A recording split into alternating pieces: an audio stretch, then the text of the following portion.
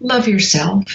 It's going to be the hardest thing you ever do. And I don't mean just to look in the mirror and say that, but to truly let yourself settle down in your heart and be you. It'll be a lifetime journey, and it deserves to be started as soon as you can. That was Kyczy Hawk, and this is the SHAIR Podcast. It's time for the SHAIR Recovery Podcast, where we bring you amazing life-changing success stories from addicts and alcoholics all over the world who share their inspiring journey in recovery. And now, here's your host, O.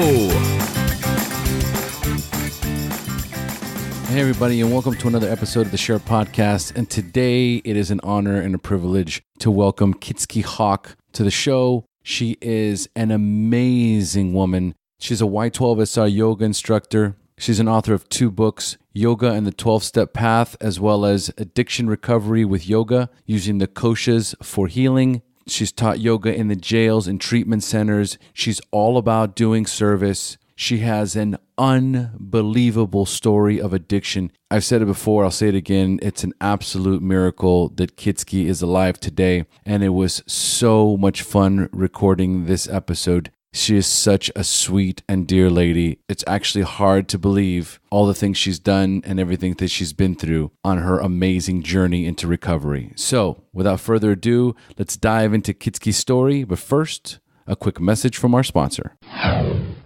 Organifi is an organic superfood supplement that takes 30 seconds to make with no blending, no juicing, and no cleanup. Organifi is a coconut and ashwagandha-infused green juice that is gluten-free, soy-free, dairy-free, vegan, and absolutely delicious. My wife and I drink it every single day. We absolutely love it. We've noticed a significant difference in reduced stress, in improved digestion, improved mental clarity, and it boosts our energy levels. So not only is it organic and upgraded with 11 superfoods, if you order now, you're going to get 20% off your order by using promo code SHAIR, SHAIR. So go to the Organifi website, www.organifi.com. Organifi is spelled ORGANIFI, and make sure to put in your promo code SHAIR, SHAIR, and get 20% off your order today. Okay, and if you're wondering what is the best way to support the show, well, one of the best ways to help support the SHAIR Podcast is to subscribe to the SHAIR Podcast on your mobile device. Whether you have an iPhone or an Android, whether you're listening on iTunes or Stitcher Radio, when you load up the SHAIR Podcast, please press subscribe. It is the best way for us to rank on iTunes and for people who are looking for recovery to easily find the show. And while you're there, please feel free to leave us a 5-star rating and review so that I can read it on the next episode of the SHAIR Podcast. And speaking of iTunes reviews, let's jump into a few right now. And the first one comes to us from Woolly Jumpers. And Woolly Jumpers writes, "Service with a smile. O hosts a podcast that shows life is fun, is worth the hard days, hurts a little and a lot, and gets better with sobriety. Even after describing some pretty dark, deep, low lows, guests come out laughing and sharing hope. And O is there with an empathetic heart and an infectious laugh. The new 15 to 20 minute mini episodes will help boost your confidence. And while normal is just a setting on the washing machine, what you're apt to experience is to be expected and probably won't kill you. Here's to being stronger together, not in spite of it all, but because of it all. Cry out and laugh at what some might consider horrific or at least disturbing because you've been there. And if you're new to this podcast, know that you're not alone in your journey. Someone has your pack when you're tired, and when you're ready, you can help carry someone else's water. If service is a key component of recovery, Omar, you give us service with a smile. Peace to you." Thank you, Woolly Jumpers. I absolutely loved that review, and yes, it's all about service. It's all about service with a smile. And for those of you that don't already know this, there is nothing more fulfilling in this world than helping others. That is where true happiness comes from. It's the number one reason why I keep doing what I'm doing. And while we're at it, I'm going to read a few more reviews because we've got so many. I'm going to give a shout out to Angus Bryan, who writes, "Thank you.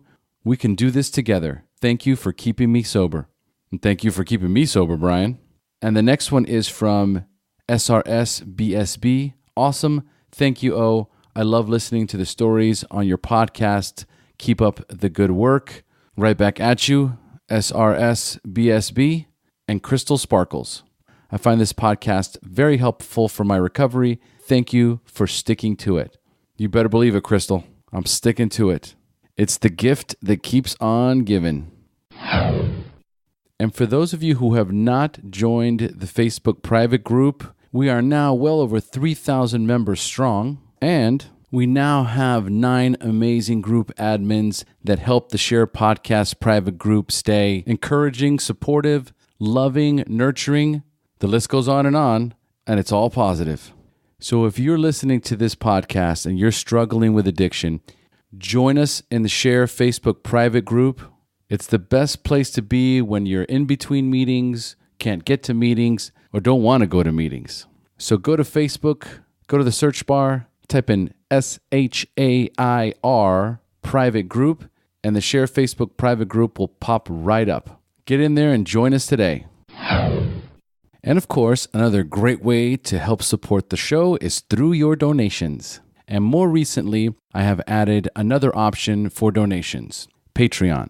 So if you go to the SHAIR Podcast, www.theshairpodcast.com, SHAIR is spelled SHAIR, you'll see the PayPal option and the Patreon option, both listed in the donate section. You will also see where all the production costs are going for the show. All the donations we receive will go exclusively towards covering our production costs and ensure that the interviews and the brand new mini episodes, Recovery Talk, will continue to be produced every week.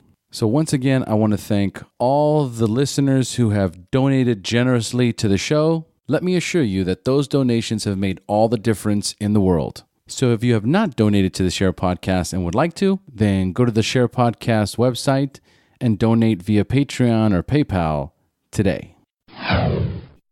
Also, as a reminder, I am now a 12 Steps Addictions Counselor at Costa Rica Recovery here in Costa Rica. They have over 11 years as an inpatient drug and alcohol treatment facility.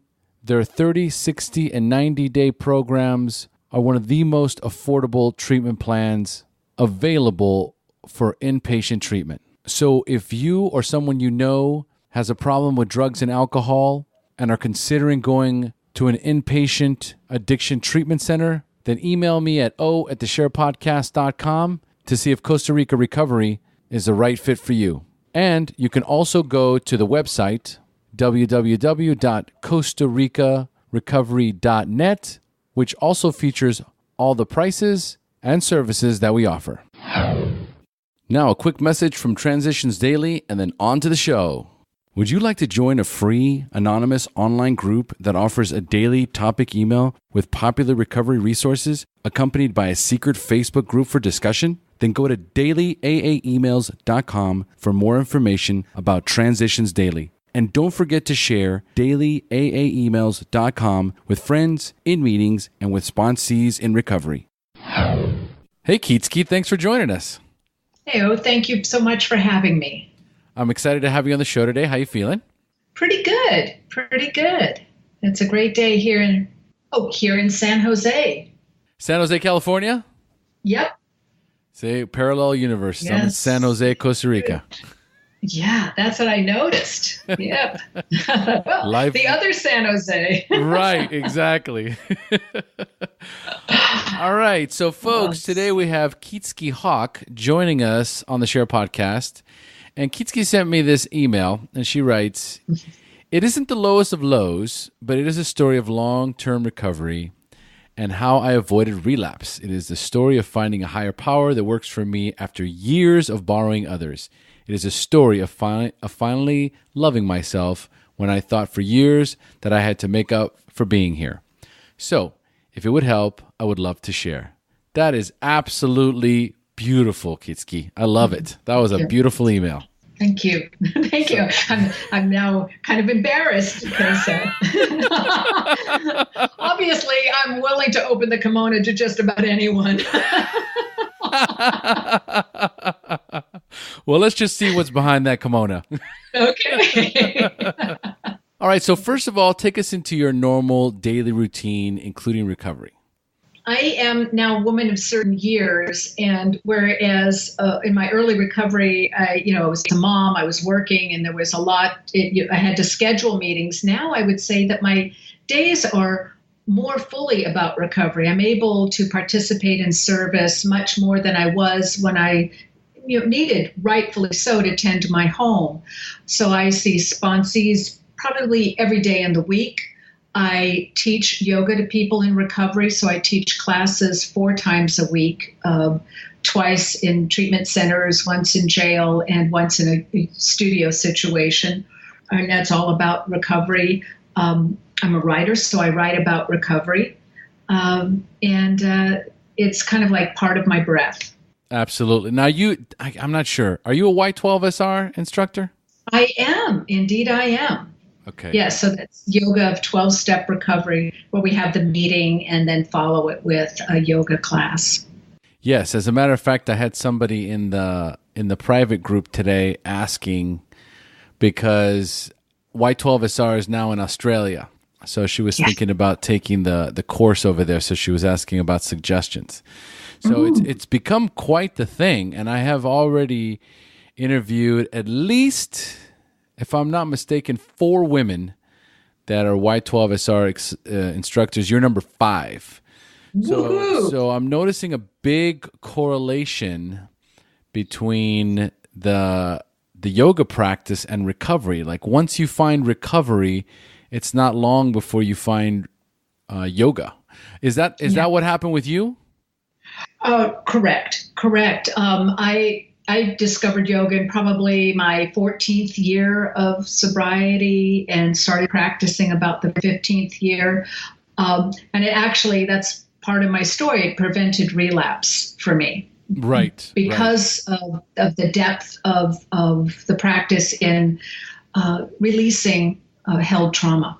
Well, like Nikki says, the issue is in the tissues, right? That's absolutely right. Yep, absolutely. Now, you just mentioned, too, that you take your practice into the prisons. Is that correct? Into jail. Okay, into jail. So is that like H&I work? I don't go through the H&I group, the hospitals and institutions group, through my 12-step recovery program. I contacted the chaplain. I thought, who's going to be in charge of the emotional and spiritual well-being of these women? And I thought, I bet the chaplain. So I went on the web and found the chaplain for Elmwood and contacted her, met her for coffee, and she said, sure, we'd really like to have you there. And so I've been teaching on Saturday mornings for maybe 4 years now. Go in and we have a little talk, and then little recovery talk, and then do some very affirmation-based yoga poses. Wow, 4 years. That has got to be some really rewarding work. I mean, like when you leave there, it's got to be like a high, right? It is. I'm on cloud 9, and I've been coming there for so long. The guards know me. Hey, yoga lady,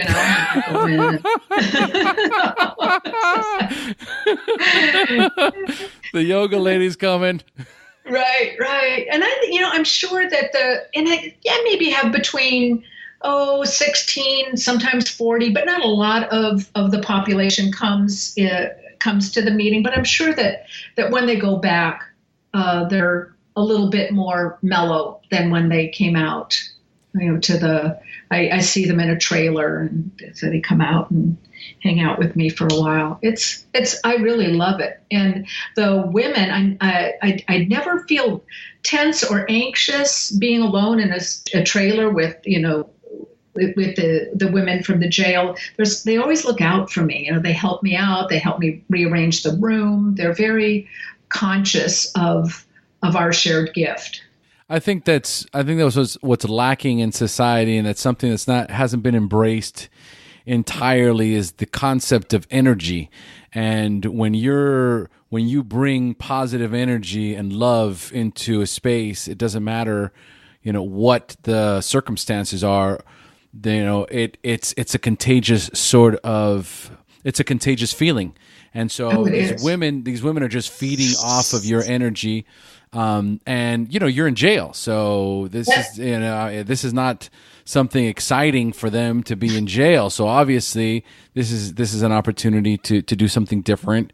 But yeah, I think that there's not enough of these types of positive reinforcing activities that change behavior, that change mindsets, and change spirituality and connection in the jails. I think that that it's sorely needed. So yeah, I'm not surprised that they're so positive in embracing you. Yeah, and according to what they feed back to me, that they just feel more connected when they leave. Beautiful. That's what a wonderful, joyous moment to be part of. Would be curious to know, and I don't know, maybe you do. You've been doing it for 4 years. Are there any women that have gotten out and then that you know of that you were teaching that have transitioned into a more positive lifestyle, or is that something that you're only hopeful that may be the case? There is recidivism. I would wish that yoga would strike people wonderful, but it doesn't. So I see some women over and over. I see some women later at treatment centers. I've seen youth at, I used to work with the Art of Yoga Project, and I'd go to the juvenile detention center, and I've seen women at the treatment centers that I used to know in juvie. So I wish it were more positive. I don't think we have a handle around what is needed for sustained long-term recovery. Because when you're sent out of jail, you're just sent back to your neighborhood, to your family, to a place where you're not being supported. On the other hand, I just got a call 3 days ago from some guy. He says, "Remember me? I'm Steve." And because I give out my card that has a name on it to contact for my studio Y12SR classes. "Remember me, Steve?" I said, "Well, tell me a little bit more." So he was one of my students 3 years ago in Pathways, and he wants to come to the evening. He says, "Yeah, it took me another year to get it, but I'd like to meet you at the yoga class. It was really good for me." That's awesome. That is just awesome. That is great. That is great that they're, because I think you're right. I think, and it would be hopeful that more of them, would leave and then, adopt some of those spiritual practices, and then it would transform their lives. But the reality is, it's just like when you leave rehab, you get all these great spiritual principles that you learn in rehab, but then if you go back home, same neighborhood, same friends, then the relapse rate is pretty high. It's pretty high. So it's definitely, mind, body, spirit. So one of the things is you got to get the body out of wherever the negativity is. Absolutely.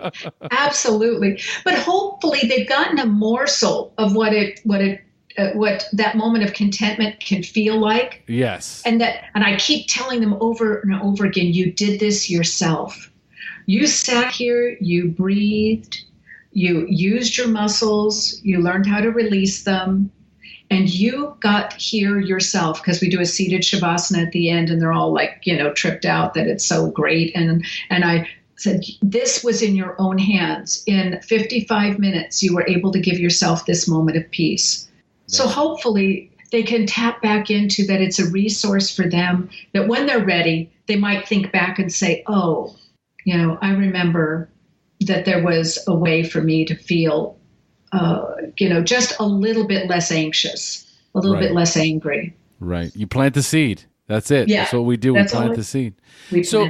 For someone who has, I always ask this question, so I'm curious your answer, which is, how do you maintain your spiritual condition, that conscious contact with a higher power? It happens a lot of ways, because sometimes I'm bereft. I'm empty in myself. When I hit those spots of feeling like I'm not enough, or feeling depressed, or feeling anxious and overextended and overwhelmed, I almost don't have a resource in myself, but I know where to go. And a meeting always helps. a walk in nature helps, and kids' music really helps. So I have some tools that I go to like, I know that I'm feeling down, and I say, okay, well, just listen to one Sandra Boynton song. That's all you have to listen to. And if you don't feel better, I will refund you your misery. And Do you have a meditative practice? I do. I meditate every day, and sometimes for 10 minutes, sometimes for more. But I do have a consistent meditation practice, which is why this is going to sound weird. So, hang on to your hats. I'm able to slow down time. What I mean by that is that when I get angry or my feelings get hurt, or when I'm depressed or overwhelmed, as I just mentioned, I kind of stretch time out and try to find a remedy that will resuscitate me, that reconnect me with my universal spirit, so that I can be in companionship with my higher power once again. But that kind of takes taking some time between the perception of the sensation and reaction or response to the sensation. So I call that stretching out time. Wow, that was heavy. I know. It's a little bit woo-woo, but I'm like, okay, I'm trying to follow this. I just slow things down so I'm not shooting from the hip anymore. Right. And that's hard. That's so tough. Slowing things down. Oh my God. The brain, as soon as you give your body and your mind permission to slow down, everything speeds up. Oh, yeah. Oh my God. It's just like, oh, shoot. Oh. So yeah, that's why I asked the question, because it's everyone's got a different way of dealing with it. And most of the time there's a little bit of a, explanation as to how to quiet the mind or how to slow down, the thoughts. Yeah. Well, like when we took that one deep breath, and it was just one breath before we started, didn't you have like a different sensation in your body after just one breath? Yes, I did. Yeah. I was conscious of the breath I just took, and it changed my state in that moment. Yeah. Yeah. So, I mean, that's like wizardry. That's 2 bottles of tequila in a baggie, I love it. Oh, man. All right. So speaking of which, tell us how much clean time you have, and when is your anniversary date? Okay. I've got 32 years and a couple months. So my anniversary date is April 29th, 1985, that I've been clean and sober. I took my last drink on July 5th of 1983. So it took me just a little longer to let go of substances. Okay. So then that was what was that again then? 1985. I know. 1985, April 29, 1985 is my clean and sober date. Got it. Okay. From everything. Yes, from everything. 32 years. Long time. That's awesome. Yeah. You weren't kidding. All right. No. So I'm gonna take you back in time though. So okay. Briefly, tell us how old you were the first time you drank or used drugs, and more importantly, how did they make you feel? Okay. My very first time was in 7th grade. I grew up overseas. Our teachers for our classrooms lived upstairs over the classroom itself. The teacher was away at a meeting. We were in a dry country, and we went upstairs and raided his bathtub gin. But it has a sad ending in that, he came back from the meeting, and there were like 5 7th graders kind of falling down his stairs in this puppy plop of kids, drunk, because it's like white lightning. And unfortunately, because it was a dry country, he got deported. Oh, man. Busted. Yeah. And that was the beginning of a long line of me using and other people paying the consequences, paying the price. So, I was sick, but I thought it was fun, and I was hanging out with the cool kids, and that was always great. And I was hanging out with boys, and, at my age, girls and boys were like permitted different things when I was growing up. I mean, vastly different, And so here it was where I could hang out with the boys, and that was a pretty good deal.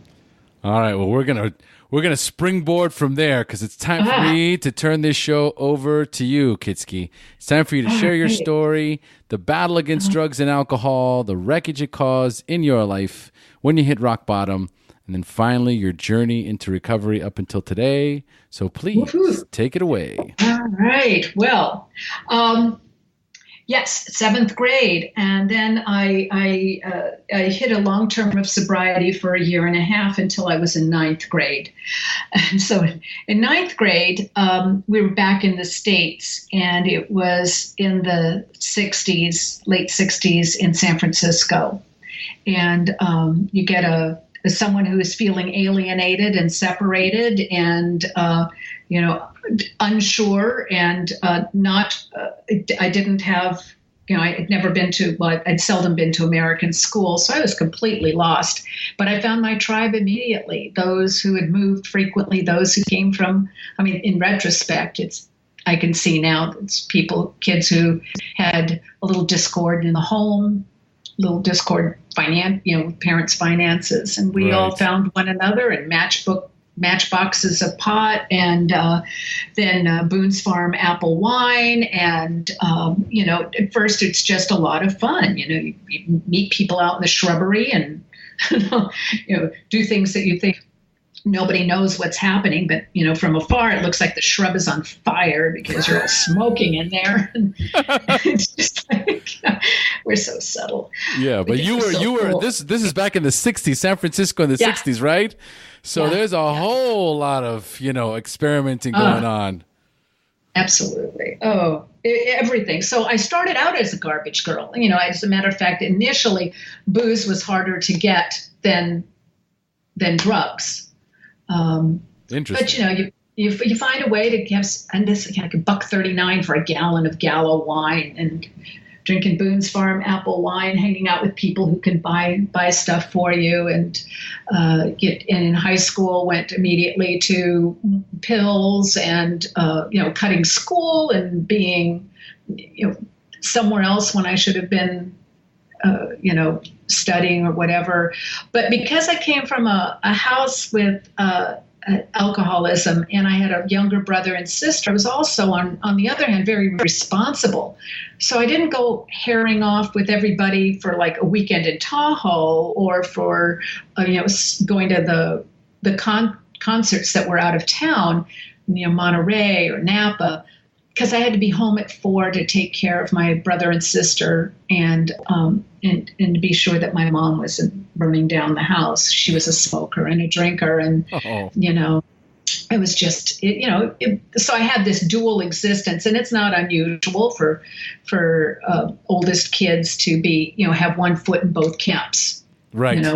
You come home and you're responsible. When someone would hand me a pill before school started, I would of course I was going to take it, but my question was always, when will I be back? when will I land so that I can cook dinner? I don't want to take something that's going to be like a 9-hour trip. I only want to go for like the 8-hour trip because I got to cook for my family. I get it. Yeah. So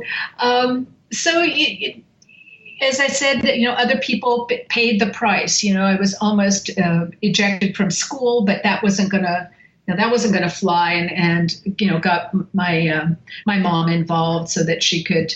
I didn't want her to be involved, but they did, so that she pleaded my case, and I was able to stay in school. But I knew I wasn't going to be in high school for very long, so I went to school for an extra summer.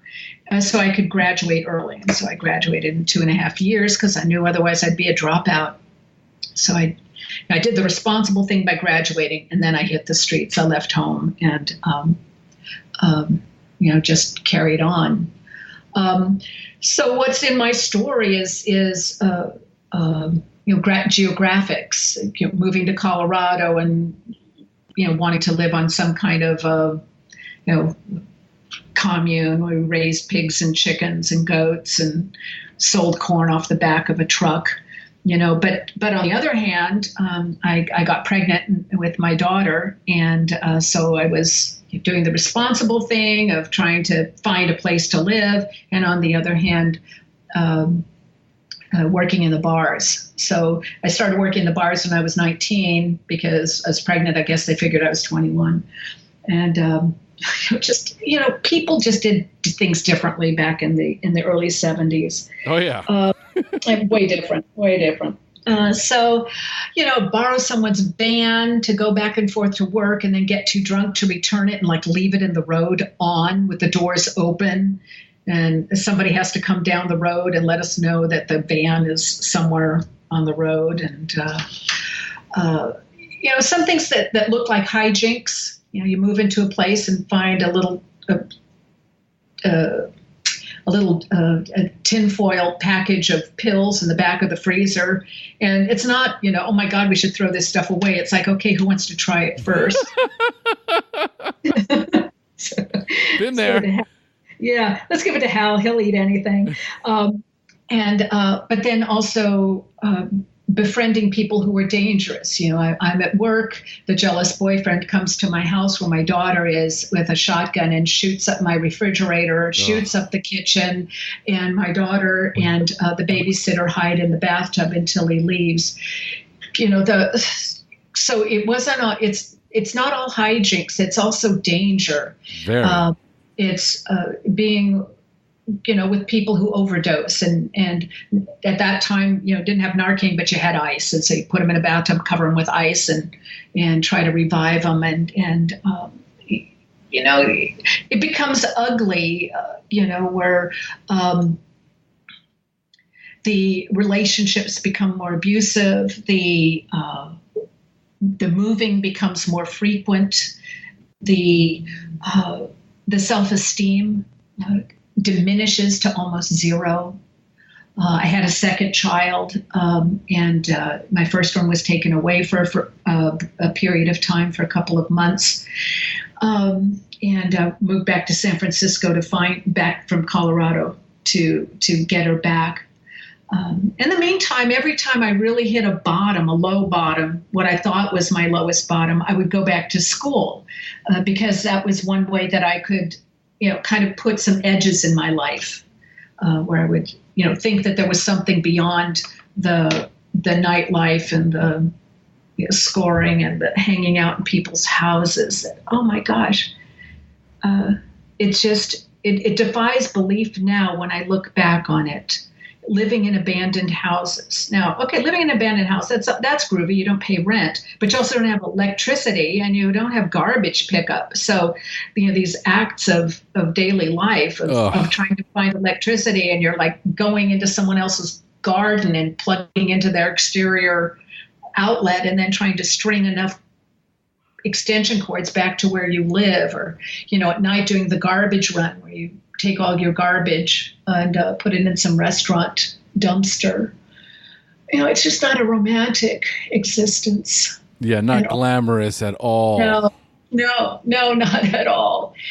And, with one foot in trying to make something of my life and one foot in my disease, which just took so many forms. Yes, I'm using, and yes, I'm drinking, but I'm also allowing, because I want approval and because I want to be cared for or loved, I'm just putting myself in more and more dangerous situations because, believe me, I am not that big of a prize. So at this point, I'm just like,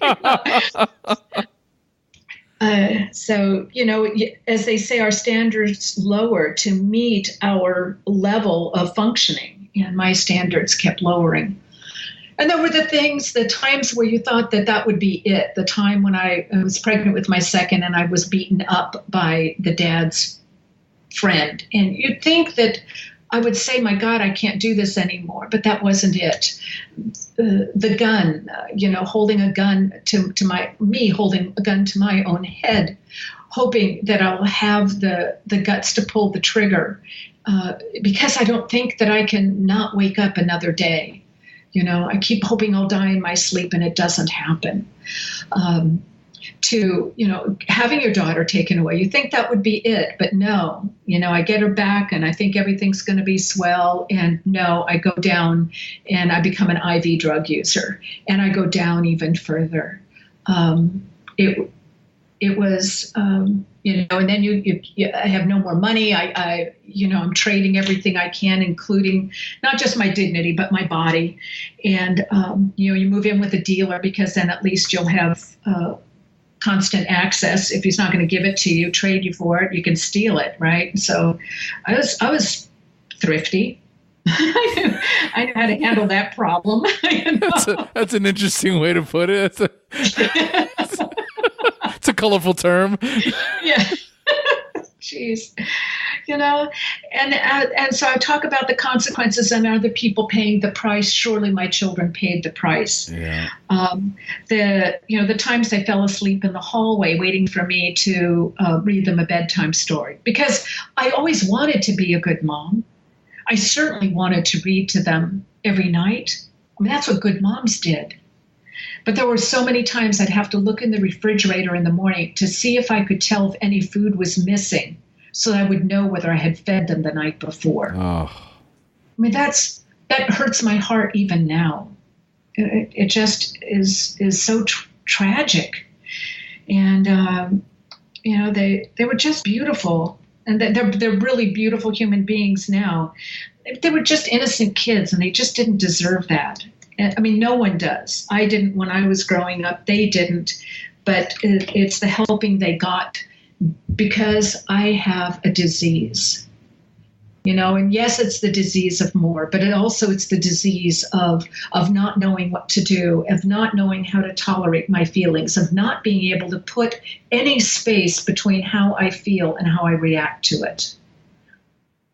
Because if I feel bad, I'm going to grab that Myers rum. I'm going to grab that needle. I'm going to grab that joint, because there's no way that I know how to tolerate the feelings that I have.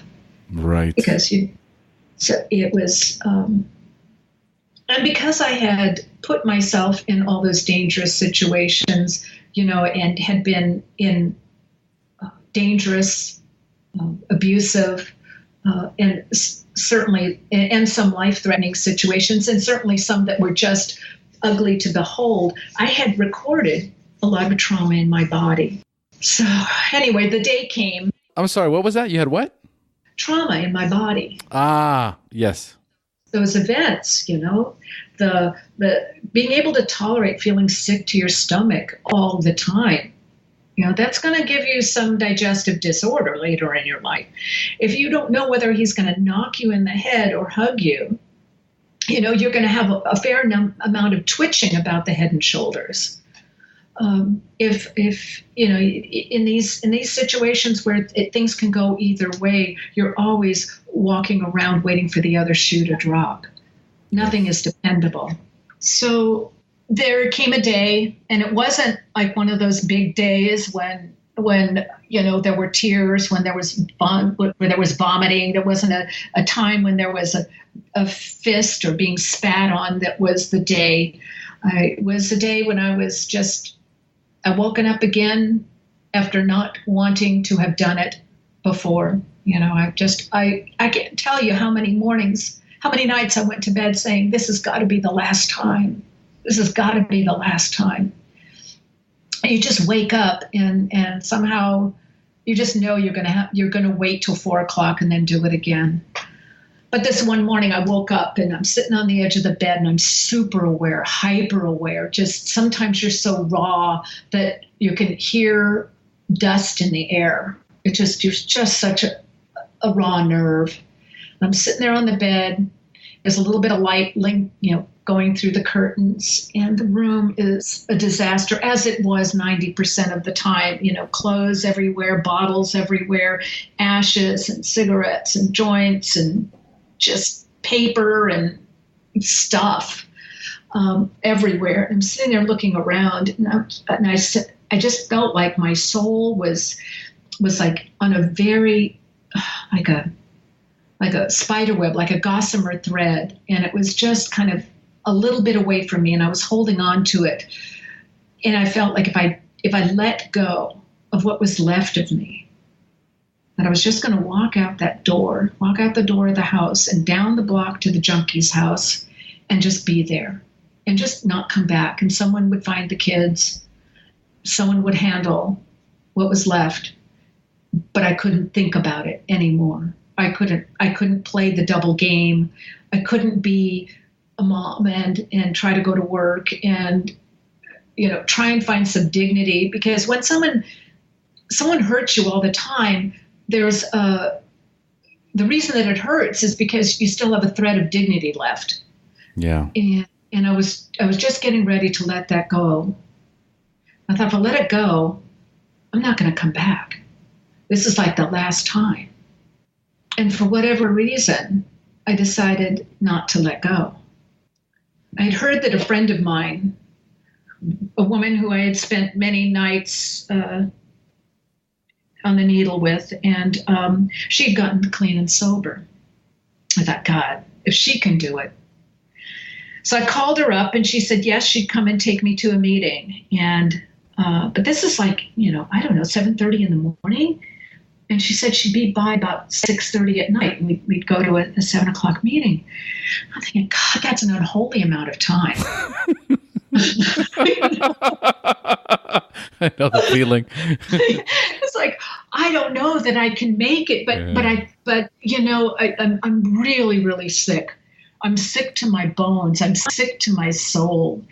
And I went to the beach. I lived out on 48th Avenue at this time, and I went out to San Francisco Beach, and it's never lovely at the beach or seldom, I should say, lovely at the beach. So I'm sitting there kind of wrapped up in a big coat, and I'm just waiting for the clock to tick on, just waiting and waiting and waiting.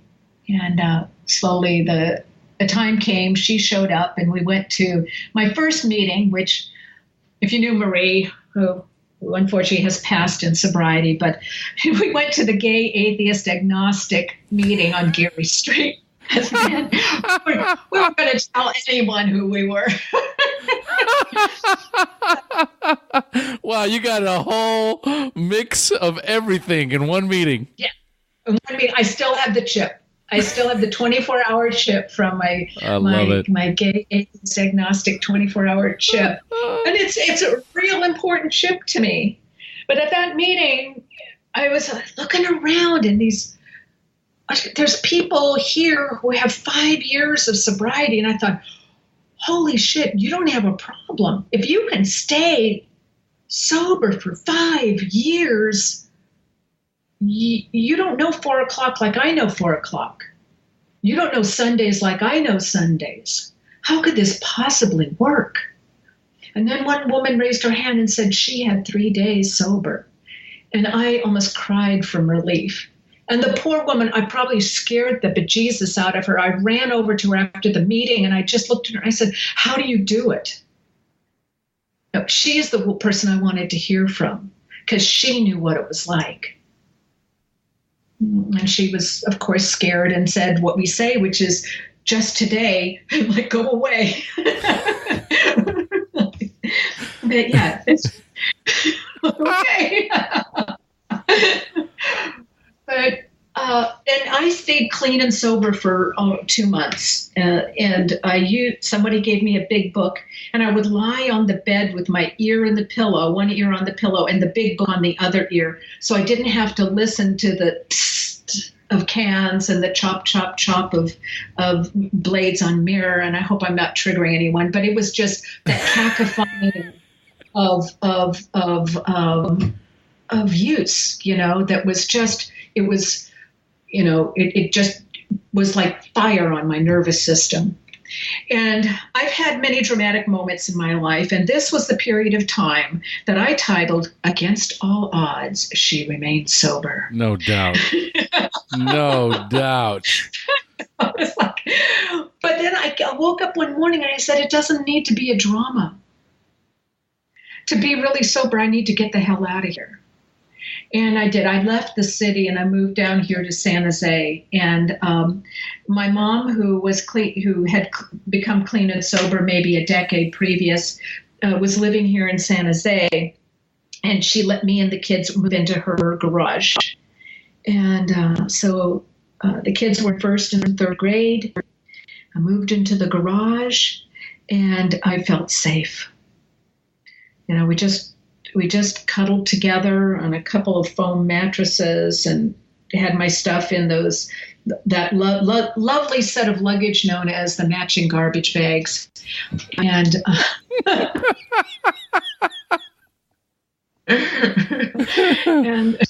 and there we were. And for a while, probably for another 6 weeks, things were okay. I lived really close to the Alano Club, which was right across the street from the elementary school. And the kids went to the elementary school, and I went to the Alano Club and came back home. And we just kind of, came into that big house, my mom's house, to eat dinner, and then went back out to the garage, trying to keep a low profile. And then one day he showed up again. And it, oh, do I love him or do I love what he has in his pocket? I don't know. And slowly but surely, I got back into using drugs. Now, at that time, I was hiding behind the we deal with alcohol only palaver at the 12-step meetings. So at that time, it was in the 85, in the early 80s, 83 to 85. It was still, we weren't sure if we were going to handle these druggies at our AA meetings. And so I thought, well, I don't have to tell them I'm using because we deal with alcohol only. So I'll come here. I won't tell them I'm still using. And I celebrated my first birthday with a cake in AA and went home and smoked pot. And I did that.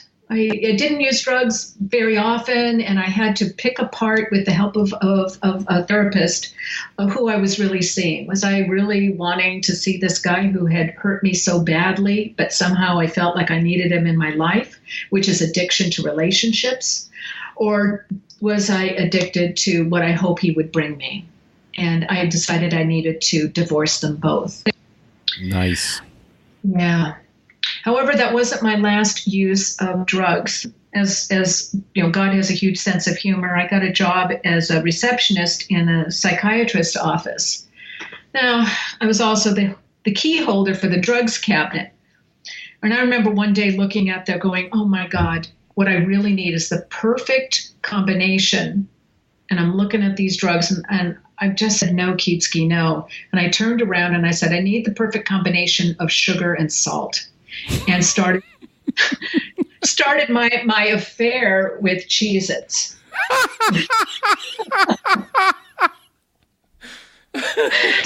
So, God, took care of me then, but one of the doctors kept always getting these samples in the mail, and he told me that I really needed this non-alcoholic but codeine enhanced cough syrup. So you just need this at home in case your kids get sick. Oh my God. And I said, no, thank you. And finally I said, okay.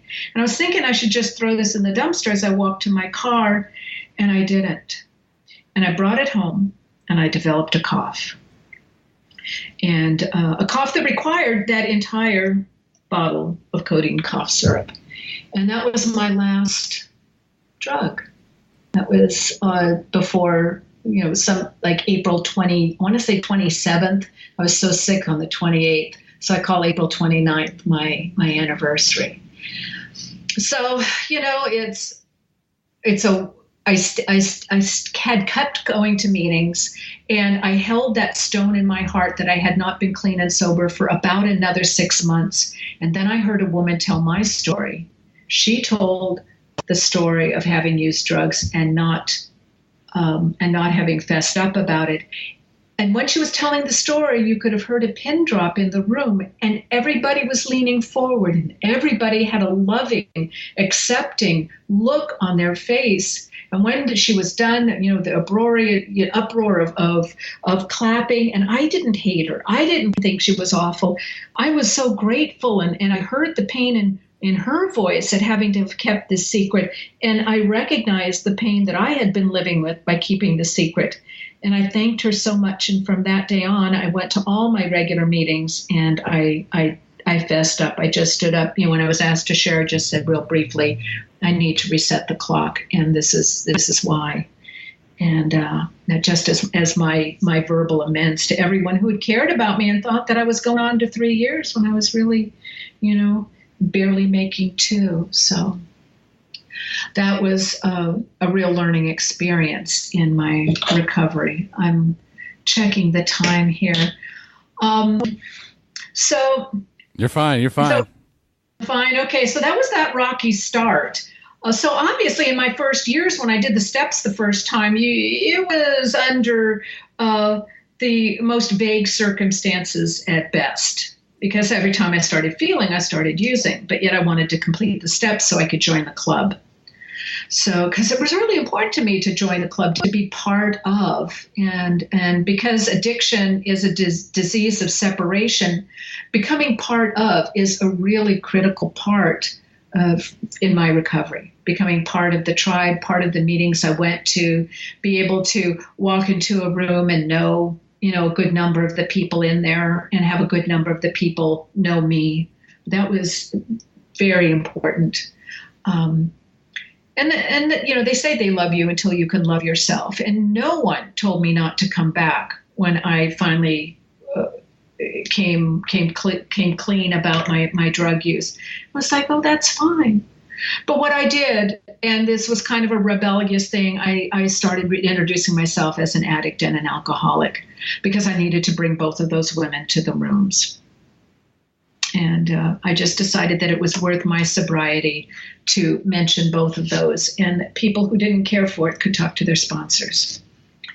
So it's kind of my little rebel yell. So when I did my steps again, it was with a lot more consciousness, and I've done the steps many times. On one pattern of behavior or another. I mean, first it's like looking at the harms that I've done to myself and others in my drinking and using career.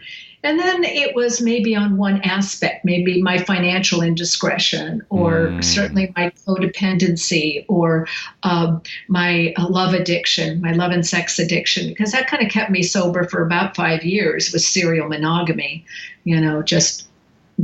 going through guys like Chiclets. And it was not pretty, but it was part of my disease, that I was involved in otheration.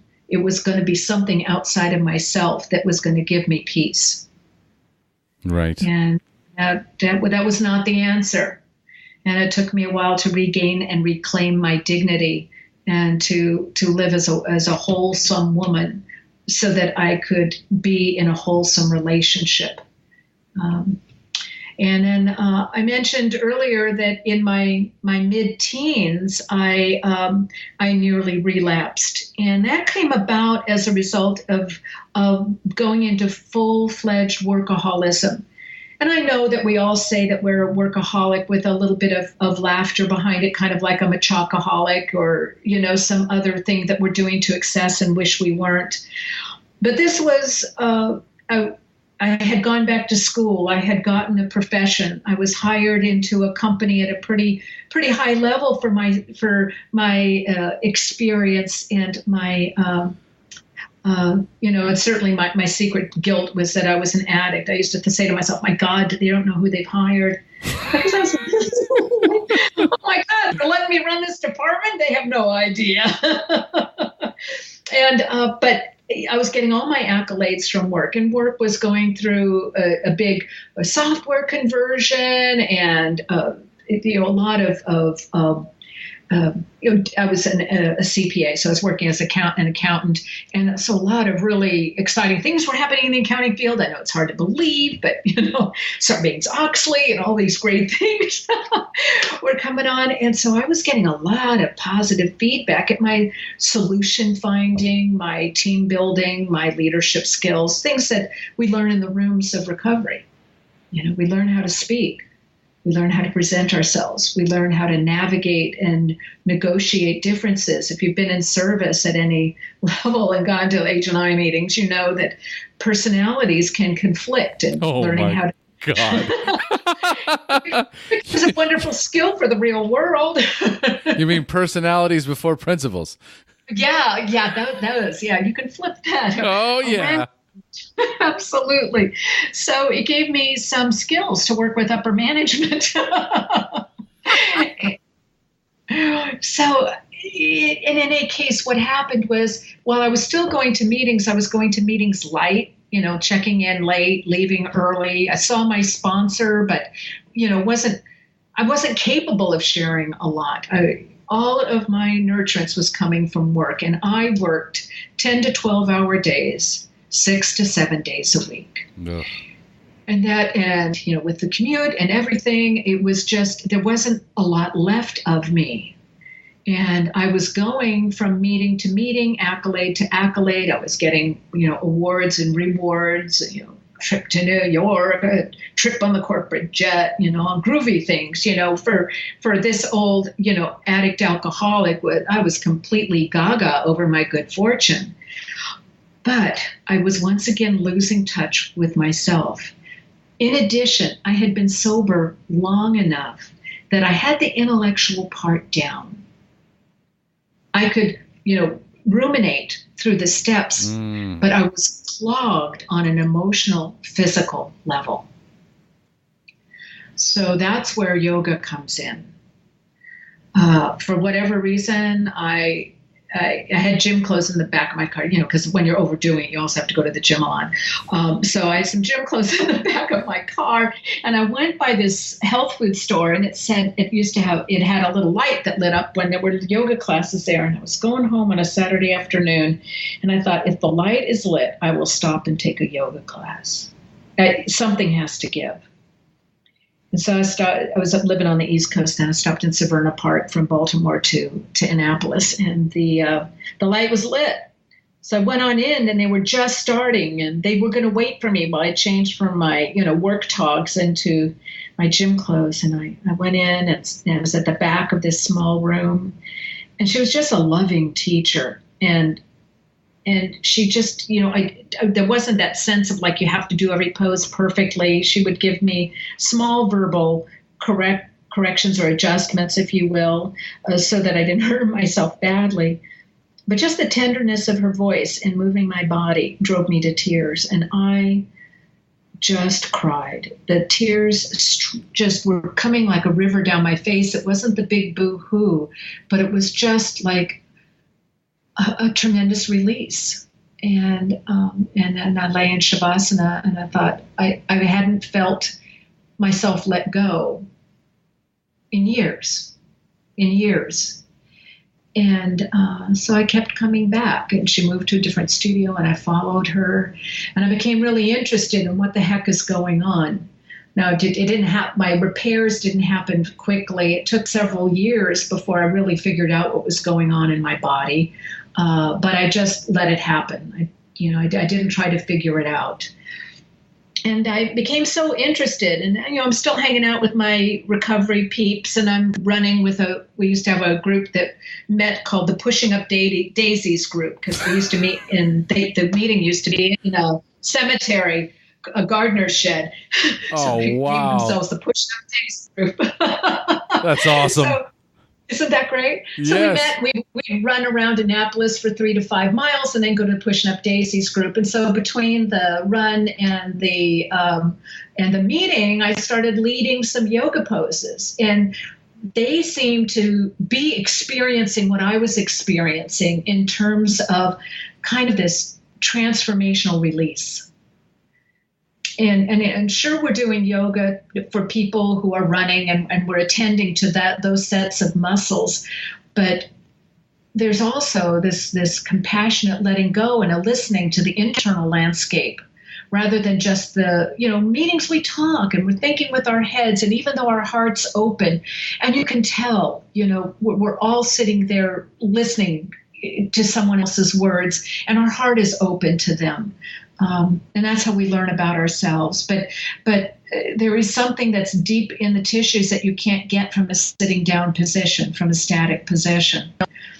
So I decided to become a yoga teacher, and I did a 5-year plan where I still worked for Northrop Grumman, but went to yoga teacher training and then taught part-time. And then after I had saved up money for 5 years, I left my job and started teaching yoga to people in recovery exclusively. And that's when I wrote my first book, Yoga and the 12-Step Path. Because I believe that those two disciplines are inexorably entwined, and in fact the recovery principles can be traced back through the Oxford group to the Theosophists to the Vedic scholars. So there is a reason why some of the precepts feel so comfortable to someone studying yoga, and that recovery can feel so comfortable to a yogi. So that kind of brings me to where I am today. A beautiful, beautiful story. That's where you're at today. Wow, what Thanks. an absolutely transformative adventure from homeless junkie to this beautiful, amazing, enlightened yoga teacher, that has written a book of spirituality, about practice, about life. And that's why we do what we do, don't we? And I'm so fortunate now to be at a place in my life where yoga and recovery are comfortably, not out of stress or obligation, but are comfortably part of my life. Absolutely. Absolutely. As a matter of fact, I recently, if I look at my past episodes, I knew there was something that was very reminiscent about your story. I also had recently a lady that I got to find it. She wrote a book recently too that is all about, let me see here. Give me one moment. I'm going to find this. Sure. Okay. I got so many. Okay. Her name is Dr. Jane Galloway. She wrote The Wisdom of 12-Step Spirituality. And it's all about how spirituality and the 12 steps intertwine. And I think that your same concept of how yoga, the practice of yoga and then spirituality and the 12 steps all melds together. It's an amazing transformative experience with practical applications, and where you actually can release a lot of the negativity and the toxins through these practices. I have recently started to practice yoga more and more. My wife is a yoga instructor. Yes. Awesome. There's the same reason why we're together and we found our way to each other is because when we met, the correlation in mindset was so similar. We talked in the same language as far as spirituality and about connecting with the universe and with a higher power, devoid of any religious intervention. It was all just a spiritual practice that we both agreed on, and it really set us off on the right tone when we first met. And from there, it just kind of everything else melded together. So I think it's just an amazing and beautiful journey that you've been on. Oh no, I was going to say, it just enhances one's connection and intimacy, even because it's the spirituality is so. It's crucial. It's crucial, exactly. My next book is coming out in November called Yogic Tools for Recovery, A Guide to Working the 12 Steps. There you go. So taking all of because yoga is more than the physical practice, as you know, there's a whole philosophy behind it. Yes. And so the looking inside the body for some of the answers to the difficulties that we're facing, particularly in later recovery. We've got a large group of people now who've been around the rooms for a while, and they can plateau or feel like there's, we're always talking about change. We're always talking about gratitude. It kind of becomes routine, and recovery is anything but routine. but sometimes you got to look inside to know, to figure it out. Yes, absolutely. But there's so many takeaways from your story that I could relate to. The part about how you got the job and you're working 6 to 7 days a week, 10 to 12 hours a day, and you weren't present at home. Your kids, once again, it was the drugs took you away, the lifestyle took you away. And now you've got recovery and this full-time job, and you have to be able to do both, because the job pays the bills, the recovery keeps you on the beam. So what happens to the kids and what happens to your relationships? And then you have that epiphany of incongruency, where my work-life balance is completely out of whack. And I have to make an exit strategy to get out. And I think I think so many of us are trapped in that. One of the things that really caught me there was when you were talking about how you were just gotten sober and you went back to your house and you would sleep with the big book on your ear so you wouldn't hear the beer cans open or the credit cards, or the razor blades on the glass. I mean, people need to hear that. Yeah. I don't know if it's a trigger or not. I remember there was a time where if I heard anything like this, I would. Yeah. I thought people should be able to open Coke cans in meetings. I thought, what the hell? That should be outlawed. But I think that is, it's just like we were talking about when you leave the prisons or you leave jail.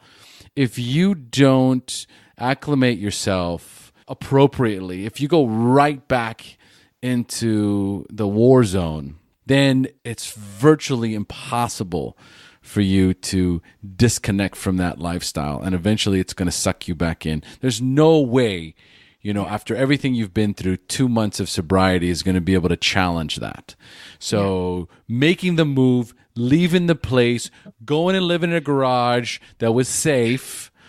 Okay. These are good moves that we're making, and people, and that's why we tell these stories, because so many of us think that we're terminally unique and nobody understands. And my situation is different, and I can't do it because of X.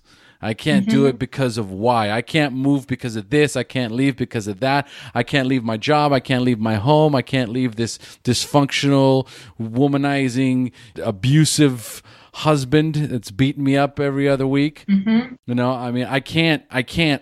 And that's, of course you can't, because you've already told yourself you can't. Right. Whether you can or you can't, right? Whether you think you can or you think you can, what is it? Hold on. Whether you think you can or you think you can't, you're right. That's right. So you just have to make a conscious decision that you're not going to tolerate this anymore, and that no matter what I'm going to make the move that's right for me. I'm going to change people, places, and things. Your story is just unbelievable, and it's just it's such a miracle that you're alive today and living such a spiritually connected life. I am so fortunate. I really am fortunate, and I never forget it. That I have a life in which I can be fully content. My children and I have a good relationship. I just spent last week in Disneyland with my 9-year-old grandson, that what a treat! What a treat to be able to do that and be present. Oh yeah, oh yes, and be able to play with him like an adult kid. I mean, I wasn't a 9-year-old. I'm way too old for that. But I was able to play with him playfully. And I was also able to be able to lovingly and clearly state what the boundaries were in advance before it became an emergency.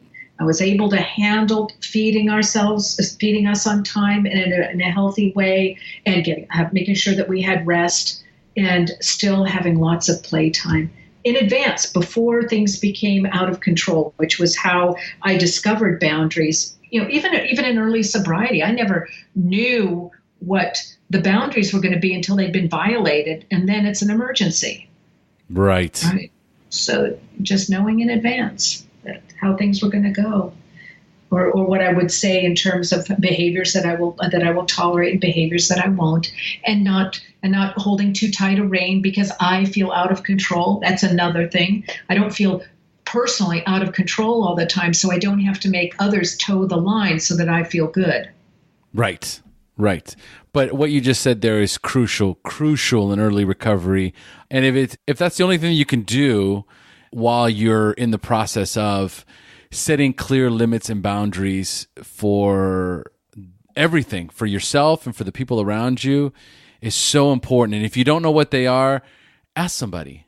Right? You know, we will just cross right over lines, left and right, and push people away and alienate people because we have no limits, we have no boundaries, we don't know, how to even coexist with people. And so, I mean, I remember very early on, I had, wasn't even my sponsor. I think I talked to him afterwards, but I had a friend of mine in the rooms, and she said, you know what? I think you need to go and do a writing assignment, and it should be on limits and boundaries. I think you need to go and look up the definition for them, okay, and kind of get an understanding of what that means, and maybe talk a little bit to your sponsor. And I remember that, and I was like, who do you think you are? Oh my God. Like, I didn't come here for this, right? But here's the thing. I was in a different state back then. And as much as my ego would take blows and want to posture, I would go back and I would leave the situation, and it planted a seed, like we were talking about in the beginning. It just planted a seed, and then I'm like, she's got 15 years and I've got 2 months. Maybe I should take a look at this, and maybe I should go talk to my sponsor. And then it was like, whoa, oh my God, like, holy cow, like this, I've been doing this my whole life. Now I see.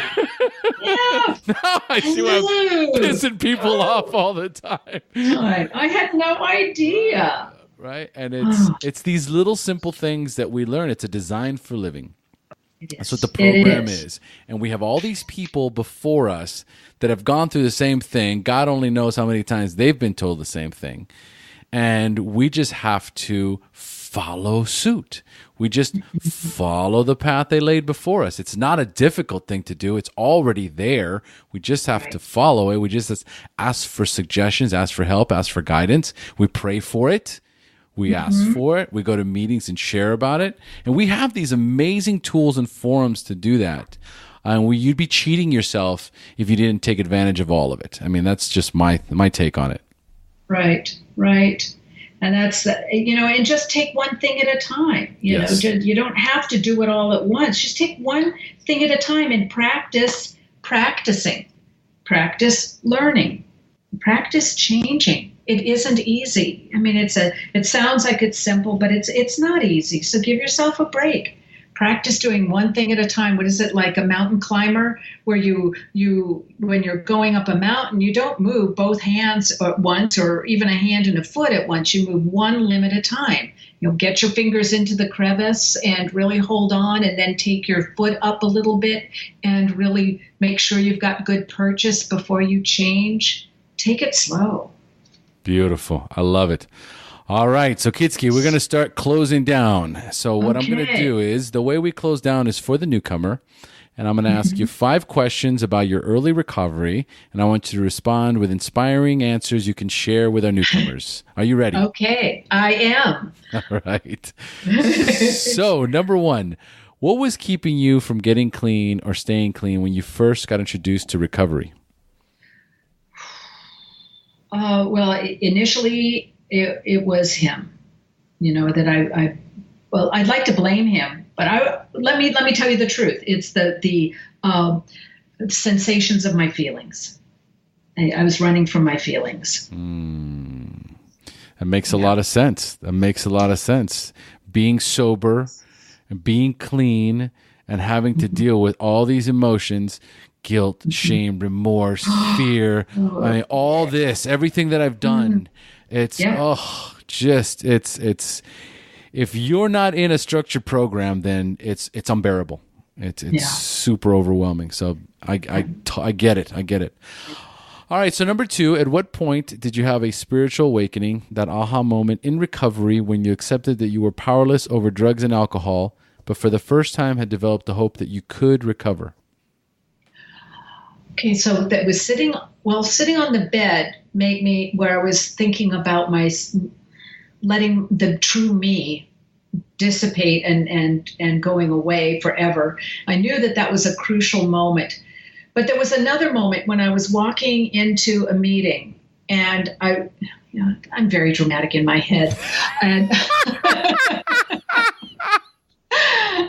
and I was like super happy. I was content. It was we're all kind of walking toward the fireside room, or whatever room it was named at this church, and I was thinking, my God, we're all like threads in a tapestry.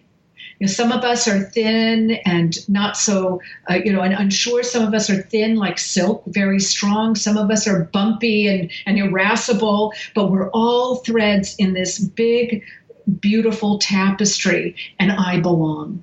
Ooh. It was like it went right through my chest and around my shoulders. I just felt complete. How far along in recovery were you when this happened? That was probably 6 months. 6 months clean and sober. So it was in 85. So it was an overwhelming feeling, like I didn't have to be the same as everyone else, and we all got to be here. We all had a place. That is beautiful. And so much happened around that 6-month mark. That's when I had lost my urge to use, after 6 months of just gritting my teeth and praying every day and going to meetings every day. There was that reprieve, right, from the urge, the constant urge of using. And, that 6-month milestone, so many people find that is such a huge spiritual awakening jumping off point, which is good. I just wanted to emphasize that for our listeners, because they have, I tell you, just sometimes it's so hard. It's so hard to just stay clean one more day, and they're right in the middle of their first 30 or first 60 days, and it's like just wait it out a little bit longer. Just wait it out a little bit longer, and then there's something magical happens around 6 months. I hear you. I love that story. Very woo-wooey. As I said, it's all in my head. I know that. I love the drama. Love it. All right. So do you have a favorite book that you would recommend to our newcomers that you read in early recovery? Okay, I would read the Daily Reflections. That was about as much as I could take, was just a little sentence and then a little, quote and then a little discussion. I didn't talk a lot about this, but I was really damaged in my first 3 or 4 years. I couldn't retain. I could read, but I couldn't understand. It took me a long time to get well. So just a quote and a comment. That was about all I needed, and it was inspirational. Beautiful, beautiful. Now you've already written a book, correct? Right. Yes. And you're writing another one, right? Yes. So please tell us about the book that you've already written and the best way for our listeners to reach out to you. Oh, okay. I can be reached through my website, which is yogarecovery.com. And there's a couple ways to get a hold of me. So yogarecovery.com. And the first book is Yoga in the 12-Step Path, where I interleave the two philosophies and show how the philosophy of yoga supports recovery. Beautiful, beautiful. I'm going to have that listed in the show notes, folks. So if you want to find Kyczy, get a hold of her, and the book, it'll be listed on the show notes. Beautiful. Thank you. And number 4, what is the best suggestion you have ever received? The best suggestion was, I think, my third sponsor told me to think before I speak. That might seem like a small thing, but I was like one of those kids in the back of the class always wanting to share at meetings and just jumping up and down. And she just wanted me to slow down. So the guys, they say, take the cotton out of your ears and put it in your mouth.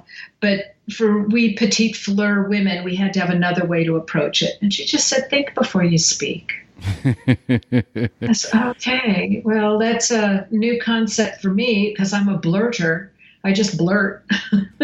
There is that saying. It says, does it need to be said by me? Does it need to be said right now?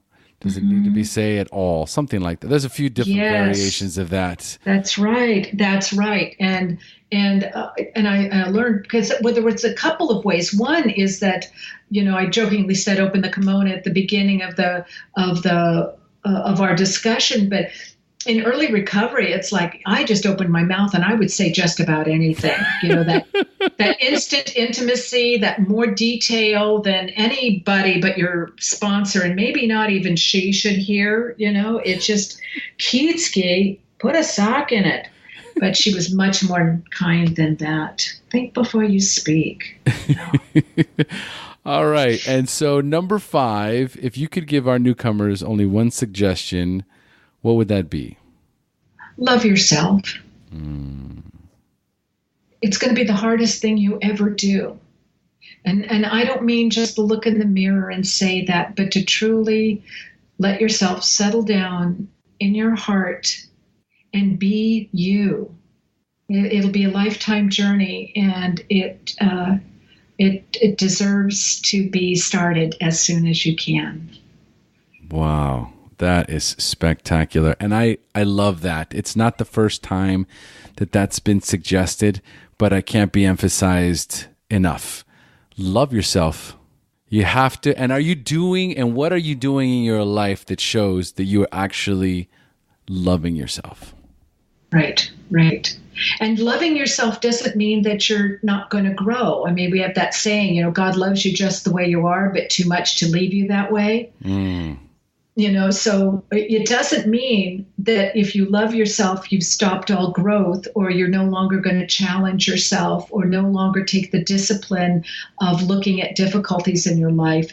It just means that for this blessed moment, with this blessed breath, to be okay with who you are and love yourself. Man, spectacular. I love it. And I finally found the quote here. It's a Rumi quote. Oh. Before you speak, let the words pass through 3 gates. Is it true? Is it necessary? Is it kind? Oh, yeah. Spectacular. I love Rumi. Yeah, me too.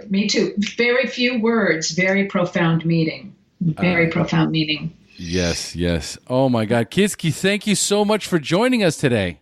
Oh, thank you. Oh, this has been wonderful. You're just a fun person to talk with. I've really enjoyed this. Oh, well, thank you. It's been a blast. Good stuff. All right, folks, we've now reached the end of our show. Thanks for joining us. And as we say here in Costa Rica, pura vida. Pura vida. Thank you for joining us on the SHAIR Recovery Podcast. To check out the show notes page on this interview, or to thank our guests for sharing their story, go to www.theshairpodcast.com. While you're on the website, don't forget to sign up for our free newsletter to stay up to date on the latest news, podcasts, and interviews. Want to be one of our guests and share your story? Then go to our website and click on the Share Your Story button. We share our inspiring recovery stories every Tuesday, so subscribe to our show on iTunes or Stitcher Radio to get your free weekly download. We'll see you then. The opinions shared on this show reflect those of the individual speaker and not of any 12-step